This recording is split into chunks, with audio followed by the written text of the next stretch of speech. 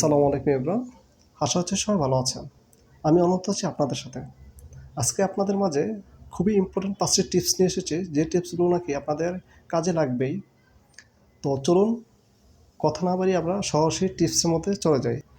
আমার ফার্স্ট টিপসটি হচ্ছে, যারা নাকি আপনারা মোবাইলে ডাটা ইউজ করে থাকেন ঠিক তাদের জন্য। তো যারা নাকি ডাটা ইউজ করে আপনারা ইন্টারনেট ব্রাউজিং করেন তারা অবশ্যই লক্ষ্য করে থাকবেন, এবং কি এই ভোগান্তিতে অবশ্যই আমি মনে করি যে সবাই পড়েছে বা এখনও এই ভোগান্তিতে পড়ছে। সেটা হচ্ছে যে আপনারা যখন এই কোনো ডাটা কিনেন 2 GB বা 4 GB ডাটা কিনেছেন, তখন দেখা গেছে আপনারা কোনো কিছুতে কোনো ফেসবুক বা ইউটিউব বা কোনো গুগলে কোনো স্থানে ব্রাউজিং করেননি। না করা সত্ত্বেও আপনাদের অটোমেটিকভাবে পৌঁছানোর সাথে, মানে এমবিটা আপনার মোবাইলে পৌঁছানোর সাথে সাথে 300 MB ইন্টারনেট উধাও হয়ে গেছে। তো এটা কেন হচ্ছে? সেটা হচ্ছে আপনাদের অ্যাপসে প্রত্যেকটা যে অ্যাপসগুলো আছে আপনার মোবাইলে, এই অ্যাপসগুলো ব্যাকগ্রাউন্ড ইন্টারনেট একটা অপশন রয়েছে, সেই অপশনটার কারণে আপনাদের এই এমবিটা কেটে নিয়ে যায়। তো চলুন এটা কীভাবে অফ করুন আমরা দেখে নিই। ফার্স্টে চলে যাবেন সেটিংসে আমরা ক্লিক করব। ক্লিক করে এখানে সার্চ বারে সার্চ করবেন হচ্ছে ডাটা ইউজ। ডাটা ইউজ যখন লিখবেন তখন আপনারা এখানে ক্লিক করবেন। ক্লিক করে এখানে দেখতে পাবেন যে ডাটা ইউসেজ, এখানে আবার ক্লিক করবেন। এখানে স্ক্রল করে নিচের দিকে আসবেন, দেখতে পাবেন মোবাইল ডাটা ইউসেজ, এখানে ক্লিক করবেন। এখানে দেখুন যে সফটওয়্যারগুলো আপনাদের এমবি ইউজ করে থাকেন সেই সফটওয়্যারগুলো এখানে সবগুলো শো হবে। তো আমি একটা মাত্র অন করে দেখাচ্ছি, আপনারা বাকি সবগুলোতে এই ব্যাকগ্রাউন্ডগুলো অফ করে দেবেন। যেমন আমি সাপোজ গুগল প্লে সার্ভিসের মধ্যে ঢুকলাম, ঢোকার পরে দেখুন আপনার অ্যালাউ ব্যাকগ্রাউন্ড ডাটা ইউজ, এখানে দেখতে পাচ্ছেন এইটা সবসময় অন থাকে অটোমেটিকলিভাবে, মানে ডিফল্টভাবে, সেটাকে আপনারা অফ করে দেবেন। অফ করে দিয়ে বাস ব্যাকে চলে আসবেন। তাহলে আপনাদের যেই প্রবলেমটা হচ্ছে, মানে এখন ডাটা নিয়ে যাচ্ছে, সেটা পরবর্তীতে আর নেবে না। যেমন সেকেন্ড নাম্বার টিপসে চলে যাই। সেকেন্ড নাম্বার টিপসটা হচ্ছে গুগল ক্রোমে রিলেটেড। গুগল ক্রোমিতে যদি আমরা কোনো কিছু সার্চ করি বা কোনো সাইটে প্রবেশ করতে চাই, তো সেখানে সার্চ বারে যখন সার্চ করি ঠিক তখনই বিভিন্ন ধরনের পর্নোগ্রাফি, মানে বিভিন্ন ধরনের নোংরামি কিছু ভিডিও বা পিকচার শো হয়ে যায়। মানে আপনার যেটা নাকি সার্চ দিন সেখানেই যাচ্ছে, বাট আপনাদের সামনে এটা শো হয়।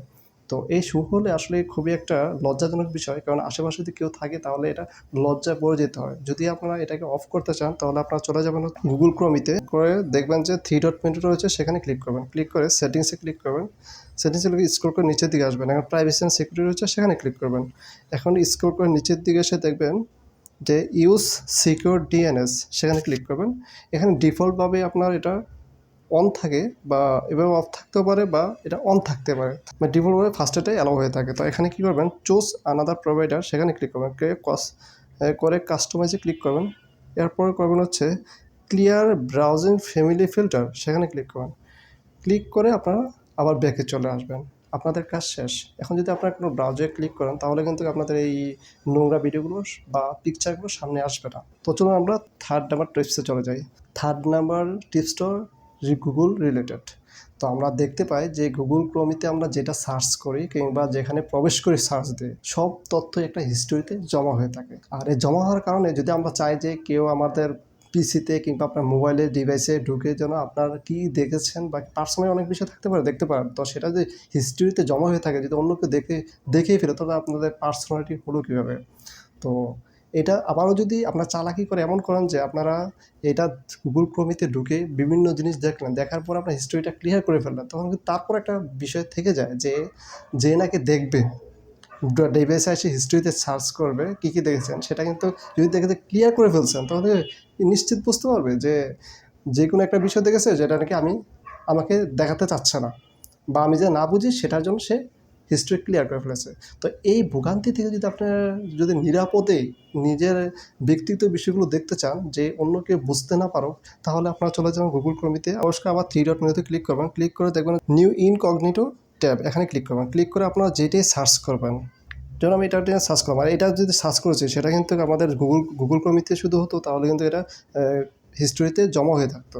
তো আমরা এখান থেকে যে কোনো স্থানে যাব, গিয়ে যদি দেখি, তাহলে সেটা কিন্তু গুগল ক্রোমিতে বা কোনো স্থানে এটা রেকর্ড থাকবে না। তো এটা দেখার পরে আপনারা কী করবেন, মানে আপনারা যে পার্সোনাল কোনো বিষয় থাকতে পারে যেখানে আপনারা প্রবেশ করবেন, প্রবেশ করে আপনারা কী করবেন, এখান থেকে আবার এইখানে ক্লিক করবেন। ক্লিক করে ক্রসে ক্লিক করে দেবেন, তাহলে আপনাদের হিস্টোরি কোথাও এটা কেউ বুঝতে পারবে না যে আপনি কোথায় গিয়ে কাজ করেছেন, কোথায় গিয়ে আপনারা কী দেখেছেন, সেটা কেউ বুঝতেই পারবে না। এখন চলে আসছি 4th নাম্বার টিপসে। 4th নাম্বার টিপসটাও আপনারা যারা মোবাইলে ডাটা ইউজ করে থাকেন তাদের জন্যই অপরিহার্য। মোবাইলে কিছু সফটওয়্যার মানে প্রত্যেক মাসে বা কিছুদিন পর পর একটা আপডেট দিয়ে থাকে, তো এটা আমাদের মোবাইলে অটো আপডেট হয়ে থাকে। তো অটো আপডেট হয়ে থাকার কারণে আমরা যখন নাকি এমবি পুরাই, যখন আপডেট নিয়ে নেয়, তো অটো আপডেট নিয়ে নিলে কিন্তু এমবিটা চলে যায়। এমনও হয়ে থাকে যে হ্যাঁ, আপডেটটা খুব ভালো, যে যদি আপনার যেটা প্রয়োজন সেটা যদি আপডেট হয় সেটা ভালো, যদি আপনার প্রয়োজন না সেটা আপডেট দিয়ে কী করবেন। তো এই জন্য অটোটা অফ করে রাখবেন। অটোটা অফ করে তা ম্যানুয়ালিভাবে আপনারা যেটা প্রয়োজন সেটাকে আপনারা আপডেট দিয়ে দিবেন, তাহলে কিন্তু আপনাদের এমবিটা একটু হলেও সাশ্রয় হয়। তার জন্য আপনারা যেটা আপডেটটা দেখবেন যে কোনটা আপডেট আসছে বা অটো আপডেট হয়েছে, সেটা অফ করার জন্য আপনারা চলে যাবেন হচ্ছে প্লে স্টোরে। প্লে স্টোরে প্রবেশ করেন, প্রবেশ করে আপনারা প্রোফাইল অপশনে ক্লিক করবেন, ক্লিক করে সেটিংসে চলে যাবেন। সেটিংসে এসে দেখবেন নেটওয়ার্ক প্রেফারেন্সেস, তো এখানে ক্লিক করবেন। ক্লিক করে দেখবেন হচ্ছে auto update apps. Auto update অ্যাপসে ক্লিক করবেন। এই ওভার ওয়াইফাই অনলি আমি দিয়ে রেখেছি, যদি ওয়াইফাই চলে তার জন্য আপনারা দিয়ে রাখবেন ডোন্ট অটো আপডেট অ্যাপস।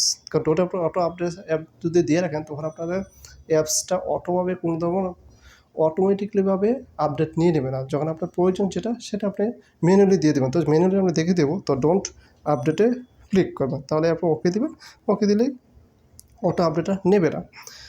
তো এখন দেখে দিচ্ছি যে কীভাবে আপনার ম্যানুয়ালি আপডেটটা দিয়ে দিবেন।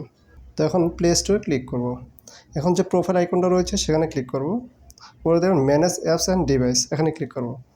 তো এখানে দেখতে পাচ্ছেন যে আপডেট অ্যাভেলেবল, মানে আপডেট যেগুলো আসছে সেটা পেন্ডিং রয়েছে। তো সেখানে ক্লিক করলে আমরা দেখতে পাবো যে কোনগুলো আপডেট এসেছে। তো দেখুন কতগুলো আপডেট এসেছে। তো এখান থেকে যেটা নাকি আপনাদের প্রয়োজন ঠিক সেটাই আপনারা আপডেট দেবেন, আর বাদবাকিগুলো আপডেট দেওয়ার প্রয়োজন নেই। তো এখন আমরা ব্যাকে চলে যাচ্ছি। এখন আসি 5 নম্বর টিপসে, মানে সর্বশেষ টিপস। এই টিপসটা একটা হিডেন টিপস, এটা আপনার খুবই কাজে লাগবে। আর সেটা হচ্ছে আপনারা যখন এই কোনো ফাইলস রাখেন, মানে কোনো ইন্টারনাল স্টোরেজ বা স্টোরেজে যে ফোল্ডার ভিত্তিক ফাইলগুলো রাখেন, এই ফোল্ডারগুলো কীভাবে হাইড করে রাখবেন। আর আরেকটা কথা বলে রাখি, আমরা হিডেন কয়েকটা টিপস দিয়েছি এই পূর্বে। এটা হচ্ছে একটা ভিডিও দিয়েছি, হচ্ছে সেটা আমরা আই বাটনটা দেখতে পাবেন, কীভাবে আপনাদের ভিডিও কিংবা বিভিন্ন অডিও বা ডকুমেন্টস, এই পার্সোনাল বিষয় বা ফটোগুলো কীভাবে হাইড করে রাখবেন, কেউ বুঝতেই পারবে না। এটার উপর একটা ভিডিও রয়েছে, সেটা আইকনে দেখতে পাবেন আর ডিসক্রিপশনে দিয়ে দেবো।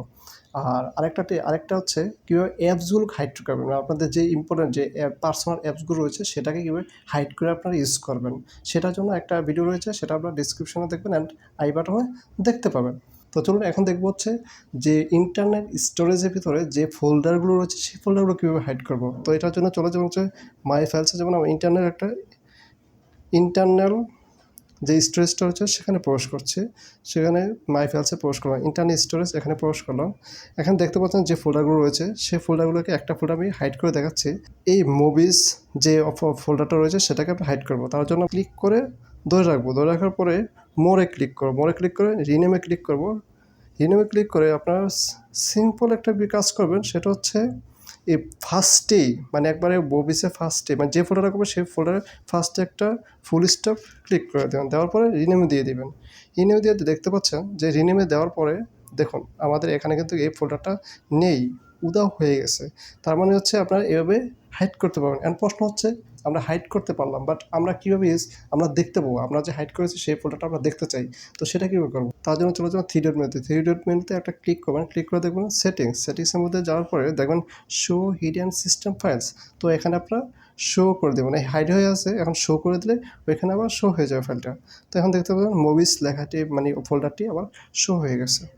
যদি ভিডিওটাতে কোনো অংশ বুঝতে প্রবলেম হয়, তাহলে আমাদের অবশ্যই কমেন্ট বক্সে জানাবেন, আমরা আপনার প্রবলেম সলভ করে দেওয়ার চেষ্টা করব। যদি ভালো লাগে তো অবশ্যই লাইক অ্যান্ড শেয়ার করবেন অ্যান্ড সাবস্ক্রাইব করে দেবেন। নিত্য নতুন যত ভিডিও রয়েছে সেই ভিডিওগুলো যদি ছাড়ার সাথে সাথে যেন আপনাদের সামনে পৌঁছায়, তার জন্য আপনারা সাবস্ক্রাইব করে পাশে থাকা বেল আইকনটি ক্লিক করে দেবেন। দেখা হচ্ছে পরবর্তী ভিডিওতে। সে পর্যন্ত ভালো থাকুন, সুস্থ থাকুন, সবাইকে নিয়ে ভালো থাকুন এই প্রত্যাশায়। আল্লাহ হাফেজ।